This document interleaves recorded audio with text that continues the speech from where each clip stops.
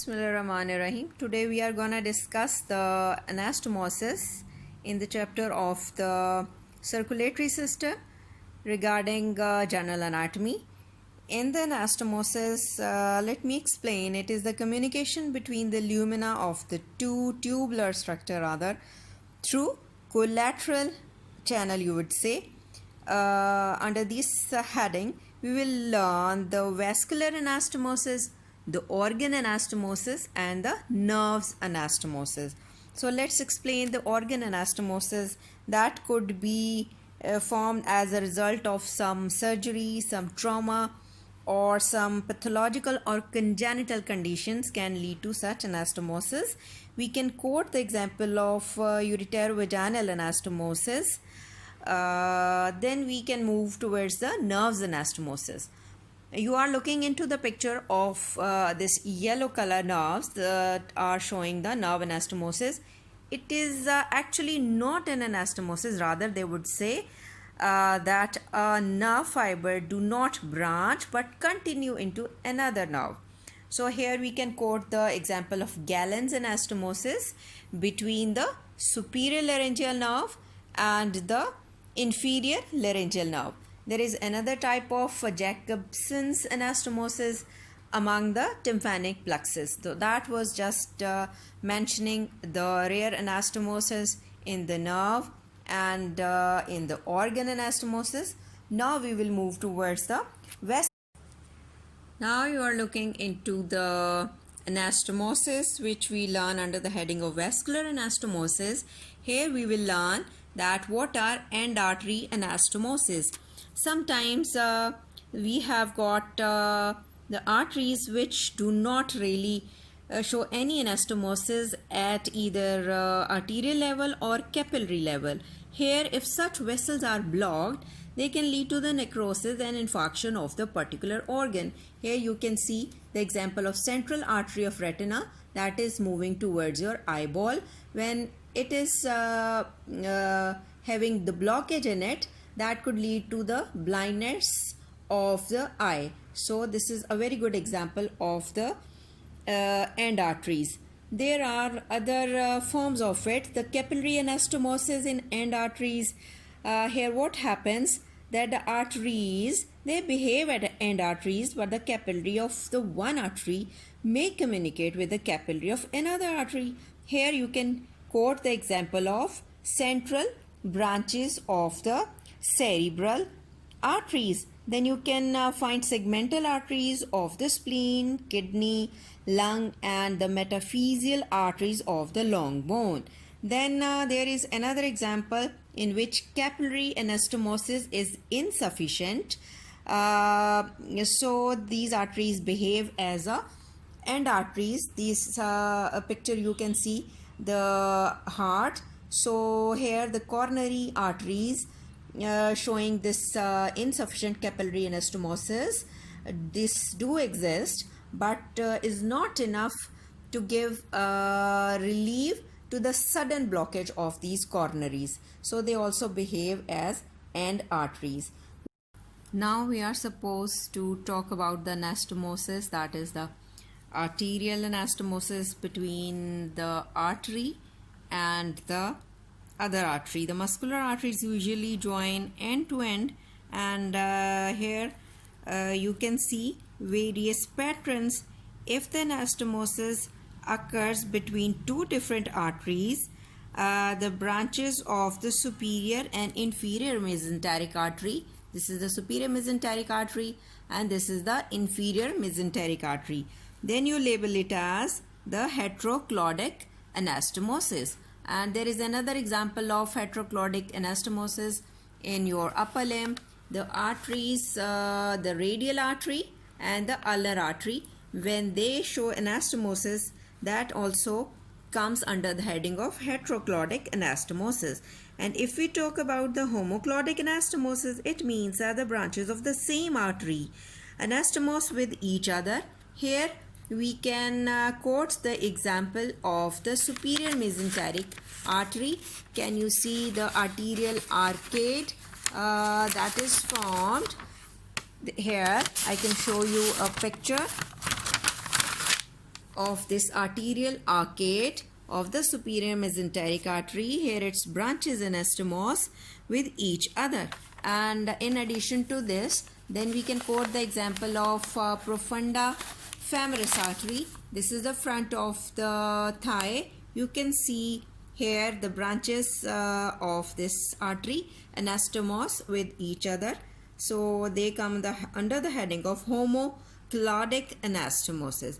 And if you want to see there is another anastomosis which is called as end-to-end anastomosis.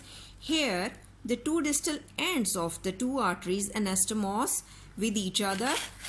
You can quote the example of the branches of the facial artery, the superior and the inferior labial arteries, they anastomose with each other, and you call it as end-to-end arterial anastomosis. There is another anastomosis that occurs in your ribs among the anterior and posterior intercostal arteries.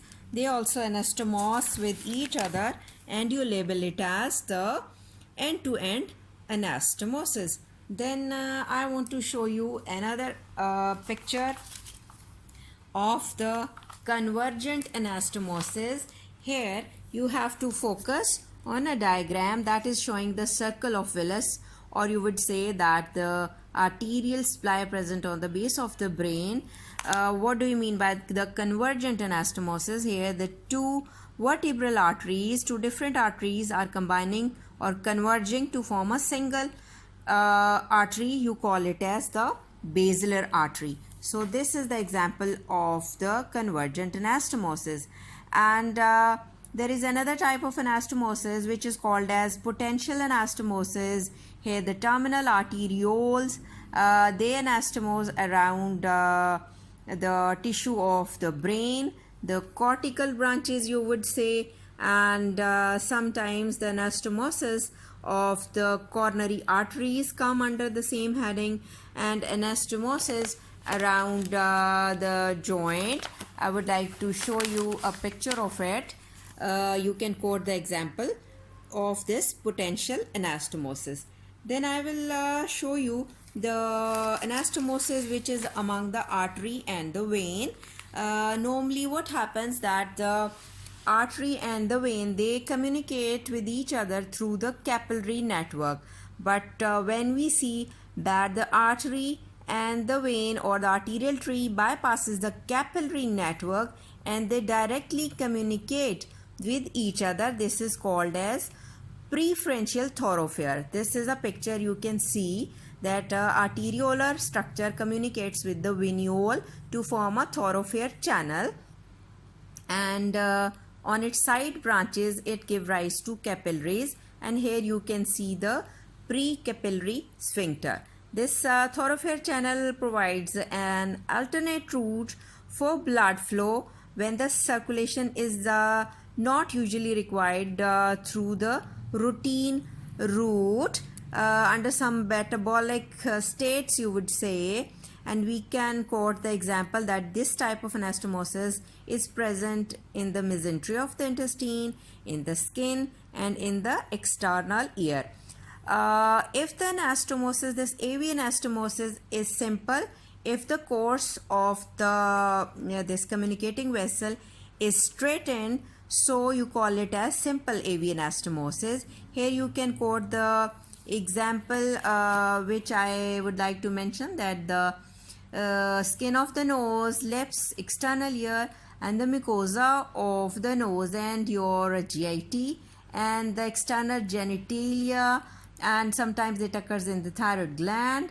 All these are the examples where you find the simple AV anastomosis. Sometimes there is a complex type of you would say AV anastomosis, and you call it as glomera. Here the vessels are coiled rather than the simple form, and you can find this type of anastomosis in the digits, in the corium of the hands. You would say corium means the dermis of the hands, the digital pads of the, you would say, the nail bed, and the digits, you can see this type of complex AV anastomosis. The purpose here, they are meant to regulate the regional blood flow for metabolism and nutrition, and to regulate the body temperature through the skin. So this type of anastomosis you are also supposed to look into. Then there is another type of anastomosis you find as the veno-venous anastomosis. Here I would like to show you some picture in which you find various veins that communicate with each other. Here you can quote the example of dorsal venous arch of your hand and the dorsal venous arch of your you can say foot. So these are the example which establish the veno-venous anastomosis. So the superficial and deep veins present in your leg comes under the heading through perforating veins, and the dorsal venous arches of your foot and the hand comes under the heading of it. And you know what? That the factors that regulate the venous flow are muscular contraction and the movement of the parts of your body. That you know that your lower limb is considered as a peripheral heart. And there is another thing, that the contraction or pulsation of the accompanying arteries, that also helps to mediate the venous flow towards heart. Then you can find the valves inside the veins. The direction is also very helpful in the flow of blood towards heart through these venous valves.